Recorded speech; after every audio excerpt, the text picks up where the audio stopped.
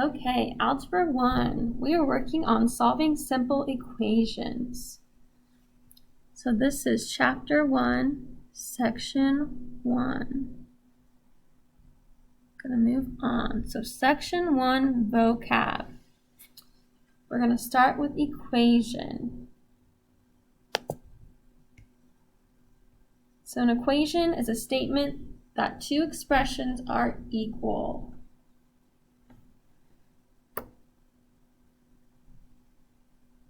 Feel free to pause the video and write down our vocab. A linear equation in one variable is an equation that can be written in the form ax plus b. Now let's think about what ax plus b is. We have an example.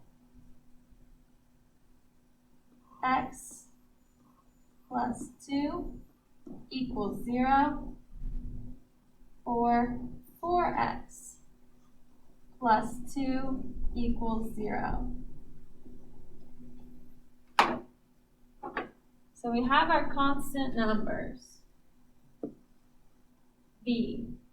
So 2 and 2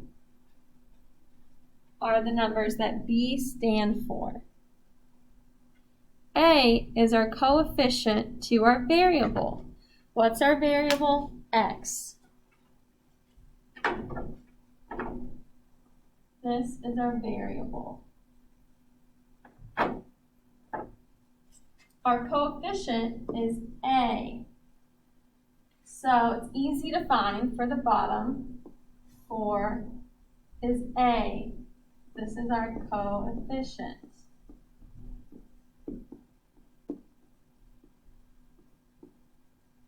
Okay. For the first equation, it's important to know with every lone variable, every variable by itself, it has a number 1 as its coefficient. So that's like one of our hidden math rules. Every lone variable has a coefficient of 1.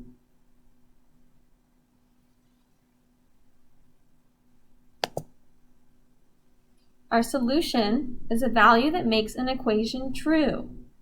We find a solution by solving for x. So in the end, after we solve these simple equations, we'll get an x equals. An x equals some number. It can be any variable or value. So it might be y equals some number.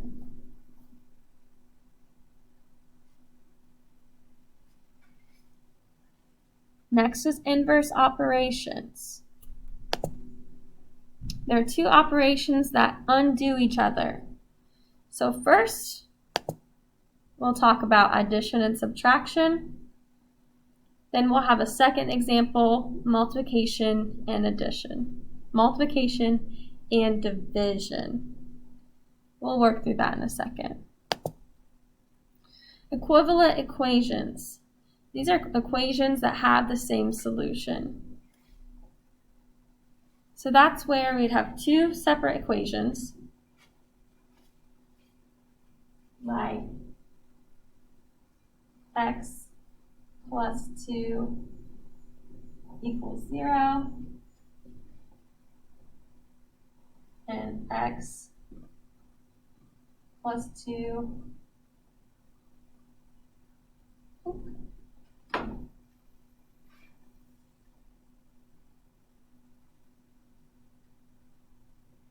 x plus 1 equals -1. So we're not going to solve these now, but we will get the same solution as x equals -2.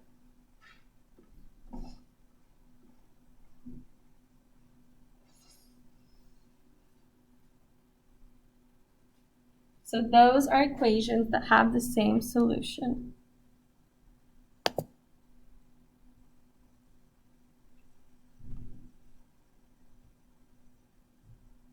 All right.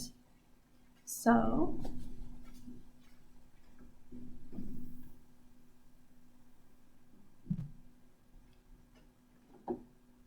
now we're going to solve by using addition and subtraction. So these are our inverse operations that we're using. So for A, what's our operation now? We have x minus 3 equals negative 5. So if we know it's a minus 3, we have to add 3 to cancel out the operations. So we'll do plus 3 and plus 3. So these would cancel, we'd be left with x. And negative 5 plus 3 gives us negative 2. So that's when we're using our inverse operations, is to solve for y, x. So we're solving for our variable. We're going to be using those inverse operations. For b, what operation are we using? 0.9 equals y plus 2.8. This plus sign means we're using addition. The inverse is subtraction. So we'll subtract 2.8 from both sides. We bring our y down. Y would equal 0.9 minus 2.8, negative 1.9.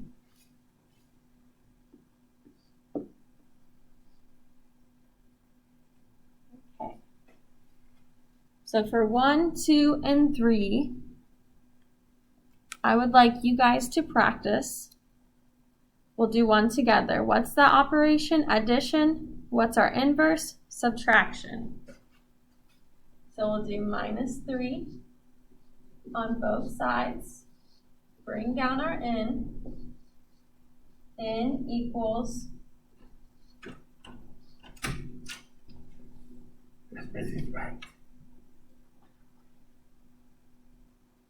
oh.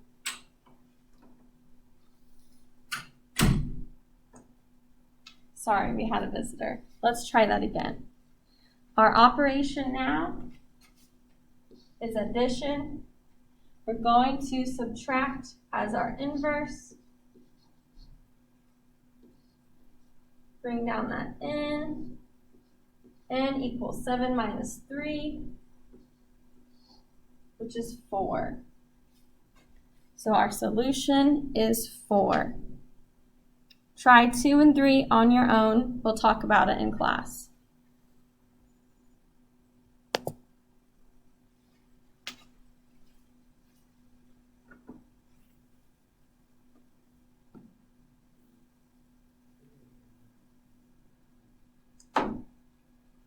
Okay, so we're solving by multiplication and division.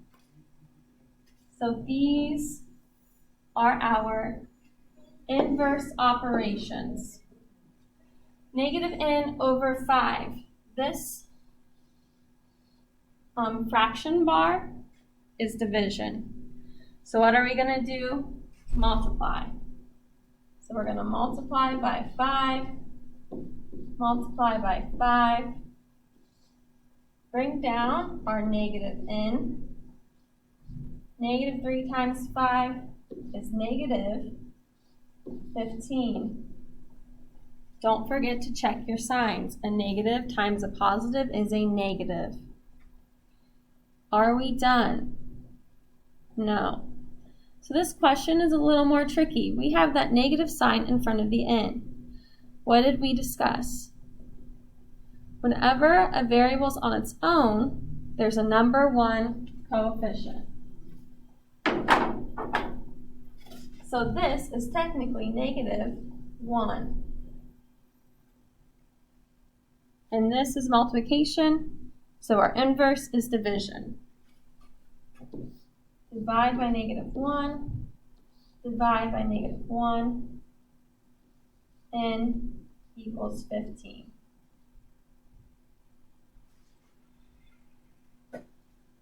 All right, so looking at B, pi x equals -2 pi. In this instance, we're doing multiplication. Our inverse, again, is division.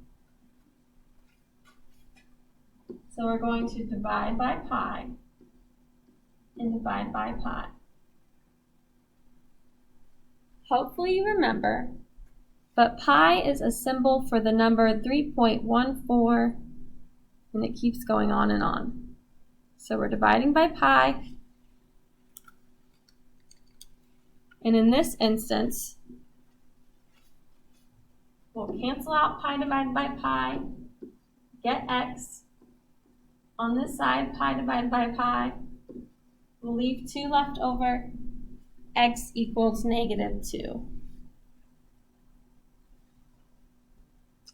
For C, 1.3z equals 5.2. This is multiplication again. We're going to divide. Divide by 1.3. Divide by 1.3. Z equals 5.2 divided by 1.3, 4. Z equals 4. Okay. So 1, 2, and 3, I want you guys to try on your own. We're going to do 1 together. Y divided by 3 equals -6. Our operation is division. Our inverse operation is multiplication. So we'll multiply by 3. We'll multiply by 3. Y is left over. -6 times 3 equals -18. So you guys can try 2 and 3. We'll go over in class. Here we go.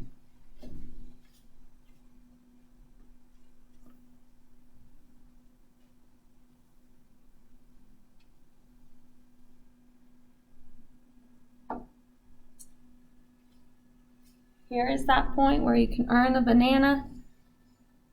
If this goes well for your check your understanding question in class. So pay attention.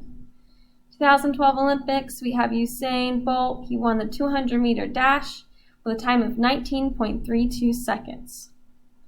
Write and solve an equation to find the average speed to the nearest tenth of a meter per second. So what we're going to do is first write our equation. Where do we get our equation from? We're finding the average speed.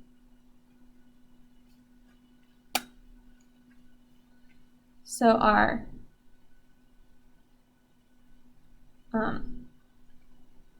speed equals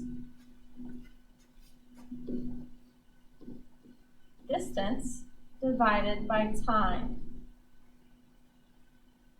So this would be our equation. So we're going to insert our distance, which is 200 meters. We're going to divide it by our time, 19.32.